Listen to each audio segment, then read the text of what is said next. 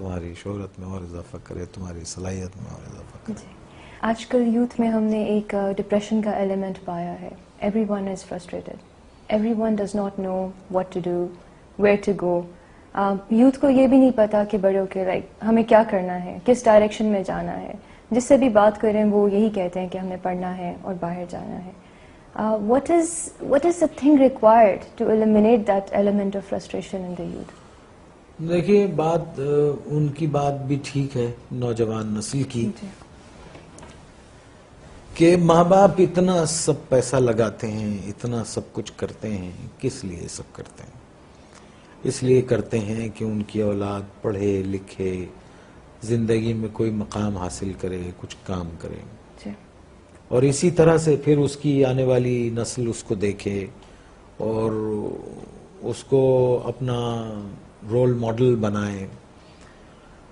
جب وہ پڑھ لکھ کے پریکٹیکل زندگی میں داخل ہوتا ہے تو اس پر ہر چیز کے دروازے بند ہو جاتے ہیں، نوکری کے، آگے بڑھنے کے، صلاحیت کے. ہم کیسے لوگ ہیں؟ ہم میں کوئی چیز، کیا چیز ٹھیک ہے ہم میں؟ مجھے آپ بتائیے. یعنی مجھے یہ کہتے ہوئے اچھا تو نہیں لگتا کیونکہ میں اس ملک کا ایک رہنے والا ہوں، لیکن میں اس لیے کہوں گا کہ مجھے اس ملک سے بہت محبت ہے.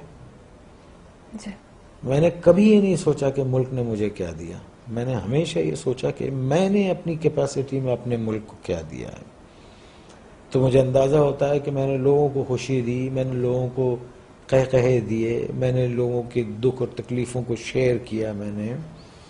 اور لیکن ہم ہر شعبے میں ہم بے ایمان ہیں. کیوں ہیں؟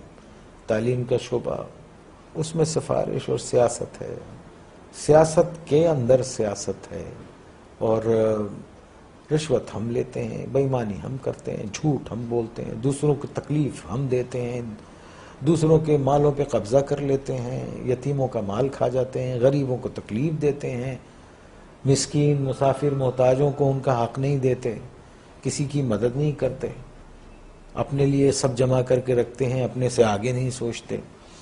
تو آپ یہ دیکھیے، ایسے معاشرے جو ہیں وہ اگر آپ اتنے برے ہو رہے ہیں جس طرح سے نظر آ رہا ہے آپ کو، تو اگر آپ قرآن شریف پڑھیں تو اس میں جو قومیں اللہ تعالیٰ کی احکامات کو نہیں مانتی اور جو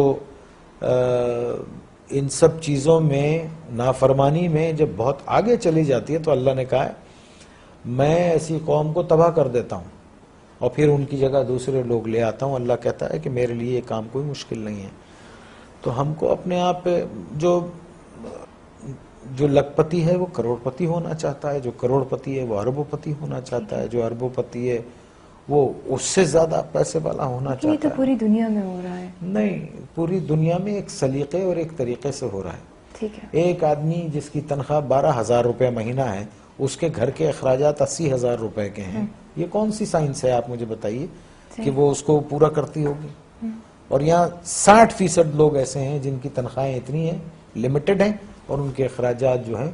تو پھر کیا کرتے ہیں آپ؟ شارٹ کٹس مارتے ہیں، شارٹ کٹس مارتے ہیں. اور ایک بات یاد رکھیے، دیکھیے اگر آپ نے اپنی اولاد کو حرام کھلایا نا، حرام، بے ایمانی، چوری چکاری، ان سب چیزوں سے، لوٹ کے یہ سب چیزوں سے کھلایا، تو وہ آپ کے پاس وہ سارا ویسے ہی نکل جائے گا. آپ دیکھیے کبھی جمع کر کے نہیں رکھ سکتا ہوں.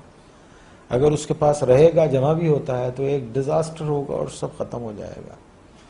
تو ہم کو ٹھیک ہونا چاہیے. ہم انسان ہیں، جانور نہیں ہیں.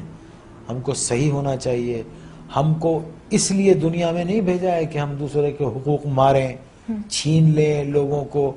1200 روپے 800 روپے کے ایک موبائل کے لیے ایک جان لے لیتے ہیں ہم.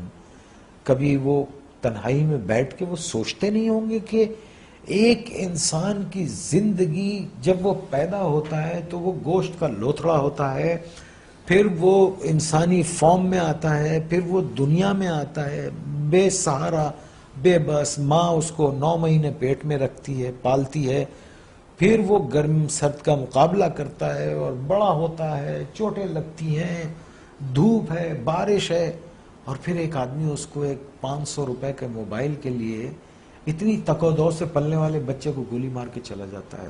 اللہ استغفر اللہ. آپ مجھے بتائیے یہ کیا جنون ہے؟